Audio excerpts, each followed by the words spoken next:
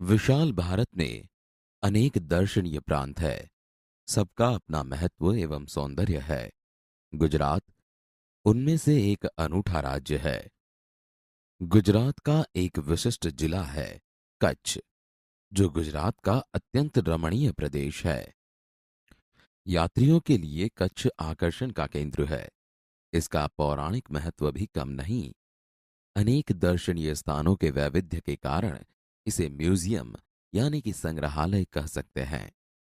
कच्छ में प्रवेश करते ही हमें रेगिस्तान के दो भाग देखने को मिलते हैं, एक छोटा रेगिस्तान और दूसरा बड़ा रेगिस्तान। इन दोनों में रेगिस्तान जैसा कोई लक्षण नहीं दिखाई देता। रेत कहीं नजर नहीं आती, अतः यह अनूठा रेगिस्तान है। सामखियाली को हम कच्छ का प्रवेश द्वार कह सकते हैं। कच्छ की यात्रा यहीं से आरंभ होती है। यहां से उत्तर दिशा की ओर यात्रा का प्रारंभ होता है। रापर से धौलावीरा पहुंचते ही हमारी प्राचीन संस्कृति मोहनजोदड़ो का स्मरण हो जाता है। यह स्थान 5,000 वर्ष के अवशेषों का अंग है। इस प्राचीन नगरी के दर्शन से ही हम चकित रह जाते हैं। हमें प्राचीनता में आधुनिकता के दर्शन होते हैं। सामखियाली से पश्चिम की यात्रा करते भचाऊ नजर आता है, जो बड़ा गांव है जैसे नगर। वहां से गांधीधाम औद्योगिक कारखानों का शहर है। यहां सिंधी प्रजा पाकिस्तान से आकर स्थायी हुई है। गांधीधाम, आदिपुर तथा गोपालपुरी उद्योगों के कारण विकसित हुए दिखाई देते हैं।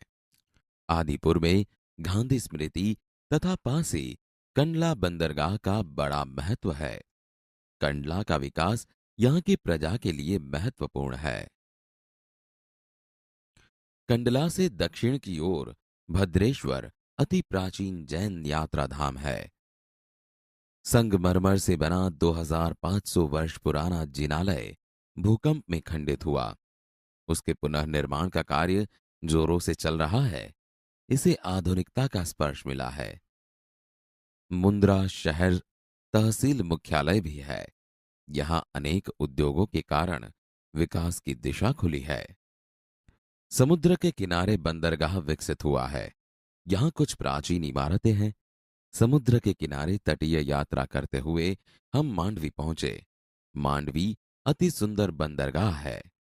बड़ा प्राचीन नगर है। यह शहर राजा के महल, पवन चक्कियों तथा समुद्र तट के कारण अधिक दर्शनीय बना है।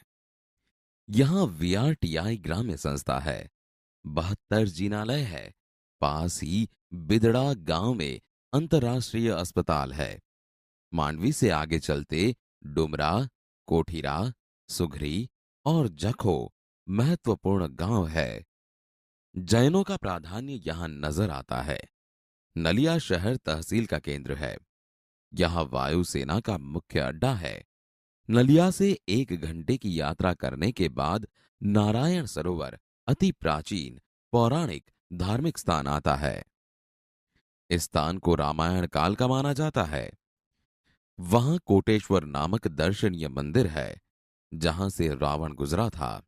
यह पूरे भारत का प्राचीन स्थान माना जाता है। सूर्योदय और सूर्यास्त दर्शन यहां का बड़ा आकर्षण है। नारायण सरोवर से आगे की यात्रा में लखपत आता है, जो अति प्राचीन स्थल है। गुरु नानक की चरण रज से पावन इस भूमि पर गुरुद्वारा है।